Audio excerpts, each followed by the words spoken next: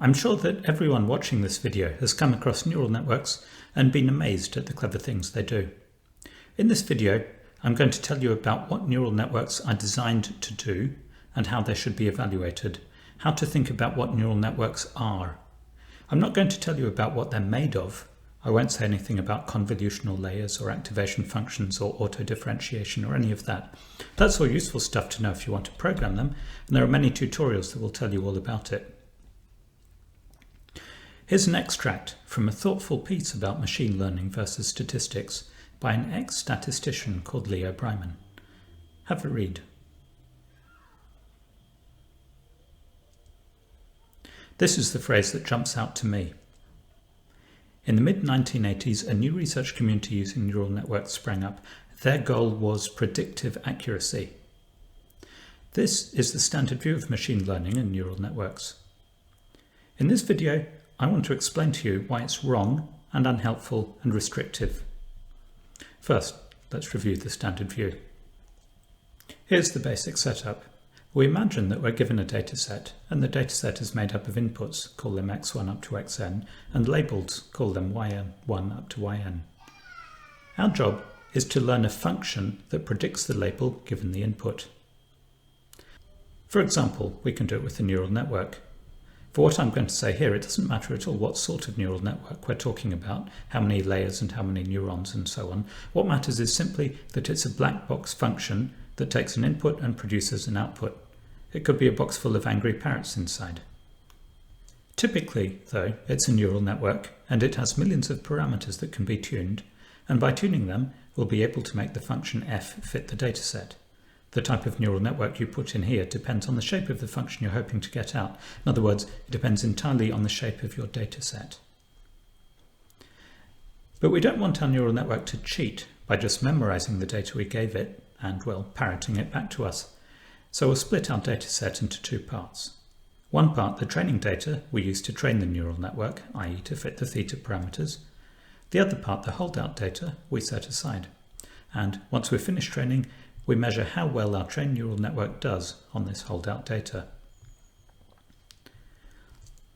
Let's put this down more formally. The whole setup is called supervised learning. We have data consisting of x-y pairs, where y is called the label, and we want to learn to predict the label. We invent a black box function to do this, a parameterized function, and we tune the function parameters to try and make good predictions. Then we measure how accurate our predictions were on the holdout dataset, which we weren't allowed to look at while training. To talk about prediction accuracy, of course, we have to have a way to measure it. We have to invent a function that measures how accurate a prediction is. The convention is to write it as a loss function, which measures the price you pay if you predict f of x and the true answer is y. For a problem like this one here, where we're trying to predict a number, we might as well let this be something like the squared error. If it was a discrete problem, we could let the loss function just indicate whether our prediction was wrong. Whatever the problem, you just have to choose a loss function that's appropriate for the type of predictions you're trying to make. And then we just measure the average loss over our entire holdout dataset. Now, nothing I've said so far is specific to neural networks. As I said, my black box predictor function might as well be a box of angry parrots. But there's an obvious way to train it. Let's pick theta to get good prediction accuracy on the training dataset. This is what I mean. By the way, when I write argmin here, it just means that I'm interested in the theta that minimizes the loss. I don't care about the value of the loss per se, only about the theta where it's minimized. Arg is short for argument, and you should think of this as some loss function that takes theta as an argument, and we're looking for the value of the argument that achieves the minimum. The nice thing about this method of training, and what makes neural networks practical, is that there's a pretty good way to do this optimization numerically. It's called gradient descent, and all it needs is for f to be differentiable with respect to theta. Neural networks are made up out of such simple building blocks that the f function is always trivial to differentiate. Okay, let's see what this looks like in practice. Here's a simple data set of x-y pairs, and we're asked to fit a curve, i.e. to predict y given x. Since y is a real number, let's define our prediction loss function to measure the square of the error. It's totally up to us what loss function to use, and this is my choice. And then we just go away and run the optimizer. Here's how it works with PyTorch. The PyTorch style is that we define the function we want to optimize as a class, inheriting from PyTorch's nn.module, and we define a method forward which actually does the computation. Our overall objective is to minimize the average prediction loss. That's what I'm computing here on line 14. In this code, x and y are vectors containing my entire dataset, and my wiggle class operates on them element-wise. Now, PyTorch has machinery for doing minimization. All we need to do is tell it what parameters to optimize over. Here, I'm telling it to optimize over all the parameters in my model, which I declared on line 9 to be an instance of the wiggle class. The minimization machinery is based on a numerical method called gradient descent, the workhorse of neural network training, which involves taking the derivative of the quantity we want to minimize and step by step making it smaller. But where are the parameters for wiggle declared? That happens inside line 4, where I define the function f. Here's the function I used for fitting the curve on the left. This nn.sequential just means here's a list of modules that I want to be applied in sequence, and most of these modules themselves have parameters. I won't say anything about the modules I'm using here, the nn.linear and nn.leaky ReLU. Whatever dataset you're working with, you have to go away and look up or figure out what types of prediction function tend to work well on that dataset. It's entirely a matter between you and the dataset.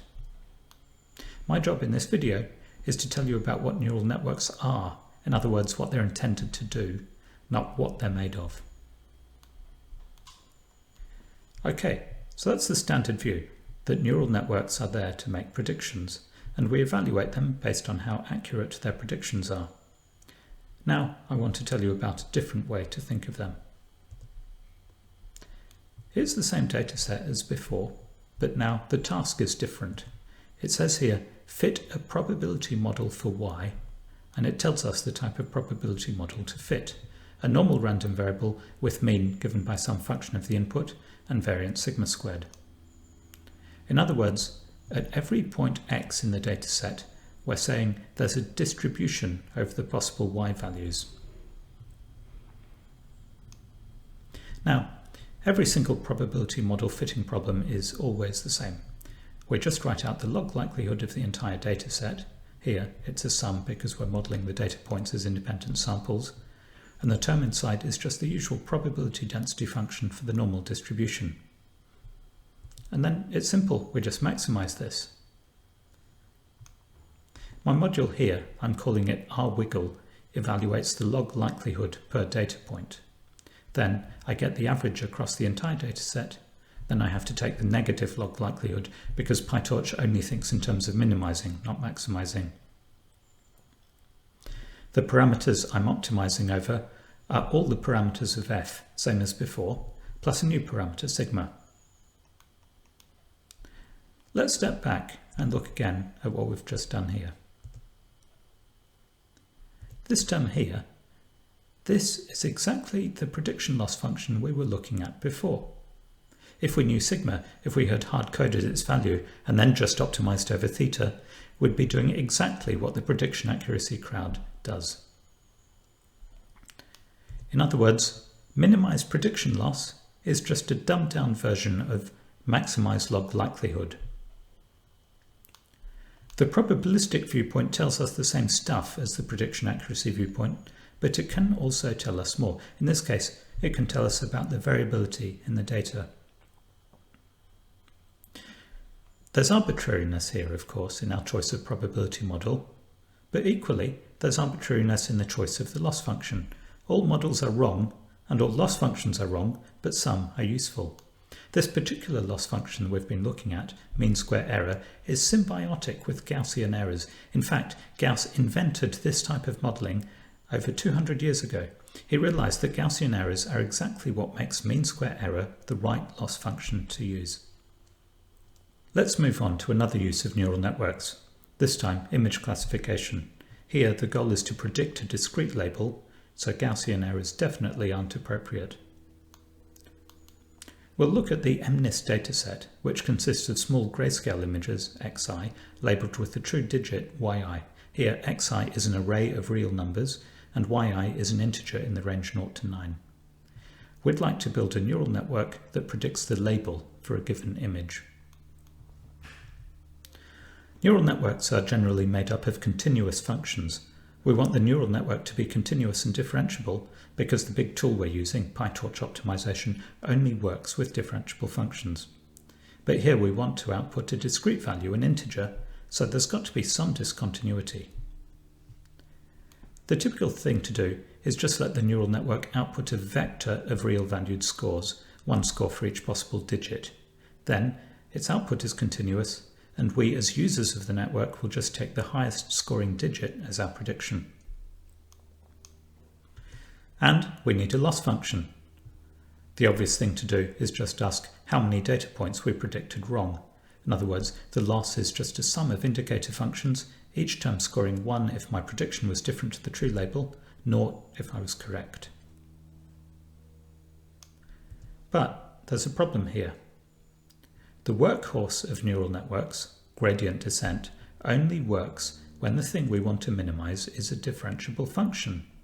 Here I want to minimize loss with respect to theta, so I need it to be differentiable with respect to theta, but it isn't because of that pesky argmax. So the hack is to just invent a different loss function and optimize that. This is the one that's widely used. I could sit here and speak some clever sounding words about the terms in this loss function and why they're sensible, but really it's just a hack, and anyone who tries to sell you an interpretation of this loss function is a hack, unless, that is, they tell you about probability modelling. We need to ditch the prediction accuracy mindset and think about probability models instead. Let's reset the question. Let's ask for a probabilistic model for the labels. Let's say yi is a categorical random variable with parameter p, where p depends on the input image xi and on the neural network weights theta. The categorical distribution is very simple. All it means is that p is a vector, one element for each possible label 0 up to 9, and it's required to be a valid probability vector, i.e. all of its terms non-negative and all of them summing up to 1. And then the probability that yi takes value k is just the kth element of the probability vector. It's really the simplest, most general model we can possibly imagine for discrete data. All of the cleverness is wrapped up inside our p function. We'd like to make it nice and expressive so that once we've trained it and found the best parameters theta, it puts high probability on the best guess for an image and low probability on all the other guesses.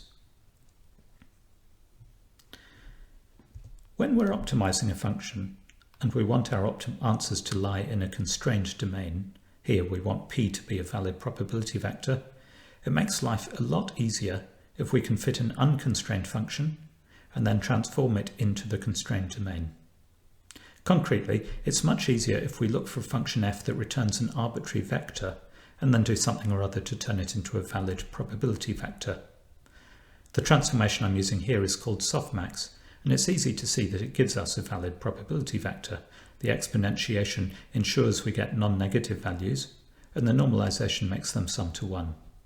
It really doesn't matter what transform we choose, the softmax is just the simplest one that we can think of. And then, from here, it's just classic old maximum likelihood estimation. Write out the log likelihood of the entire dataset, y1 up to yn. Here are two different ways of writing it. There's nothing interesting here, it's just algebra. And then we maximize it. We know how to do maximization, just plug it into PyTorch with a neural network behind the function f and let it go. Stepping back, here's the thing to take away. This objective function we found, the log likelihood that we want to maximize, is exactly the same as the training function used by the prediction accuracy crowd, except with the sign flipped, because probabilists like to maximize likelihoods while machine learning people like to minimize losses. Okay, let's summarize what we've learnt. Here's the standard view of deep learning. We have a labeled data set, and our task is to predict the label by training some neural network f, in other words, by choosing its parameters theta. To train it, we invent a loss function, and then we use gradient descent to find the parameters to minimize prediction loss on the training data set. And to evaluate it, we keep some data aside, we don't allow it to be seen during training, and then we measure how good our predictions were on that holdout data set. Here's the probabilistic interpretation. We're not trying to predict the label, we're acknowledging that the label is noisy, and we're trying to fit a probability model that describes the label. We'll use a parametric probability model in which the parameters are computed by the neural network. Our training method is just maximum likelihood estimation. Find the parameters to maximize the log likelihood of the entire training dataset. And we should just use log likelihood for our evaluation metric.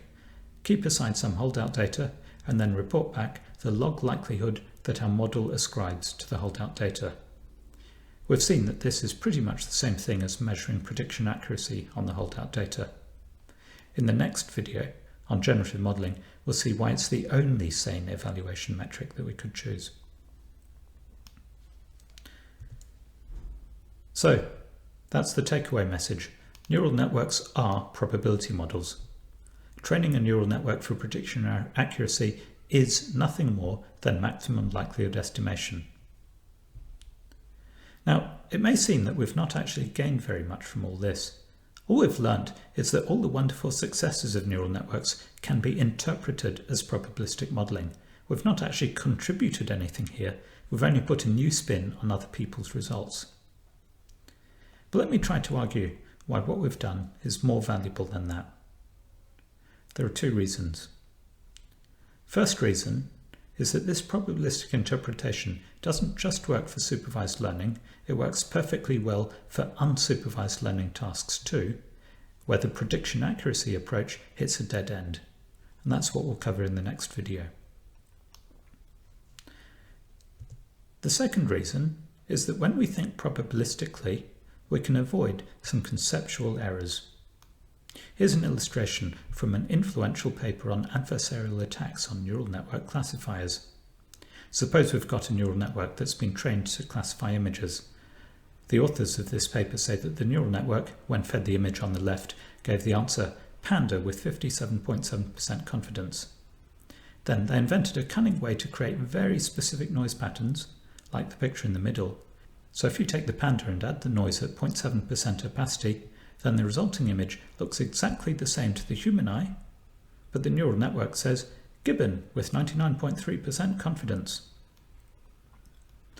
This is obviously worrying. If you're in a self-driving car and there's a speed limit sign saying 30 miles per hour, and someone has put an adversarial attack like this as a sticker over the sign, it could fool your car into thinking it's a 70 mile an hour zone. So the work on adversarial attacks is lovely, but this picture shows a fundamental misunderstanding. Here's a thought experiment to illustrate. Let's say we have two researchers, A and B. A tosses a coin 4 times and gets 1 head and estimates that the probability of heads is 25%. B tosses it 12 times and gets 3 heads and comes up with the same estimate, 25%. But B should obviously be more confident about the result. Imagine if it had been 12 million tosses with 4 million heads, then B would be very confident that it is precisely 25% probability of heads. So, probability is not the same as confidence. The neural network from this paper, it was trained to estimate probabilities. That's exactly how we set out the task for image classifiers. The training goal is to estimate the probabilities that underlie a categorical random variable. Neural networks don't estimate confidence, they estimate probabilities. It's really hard to get this point across to someone who doesn't think probabilistically. If someone tells you, I think the chance of rain is 25%, and you tell them, okay, that's the chance, but how confident are you? Then they'll look at you like you're stupid. I just told you 25%. Perhaps if we could find a way to train neural networks to tell us confidences as well as probabilities, we could ask this neural network, what's your confidence in your estimate that it's a gibbon? And it could tell us, well, I'm not at all certain, but my guess is 99.3%. Let's finish with the last word from Leo Breiman, the ex-statistician who wrote about the culture of machine learning. He writes here, "Complex prediction problems where data models were not applicable." I hope I've persuaded you that this isn't right, that the real work of machine learning is nothing other than building probability models.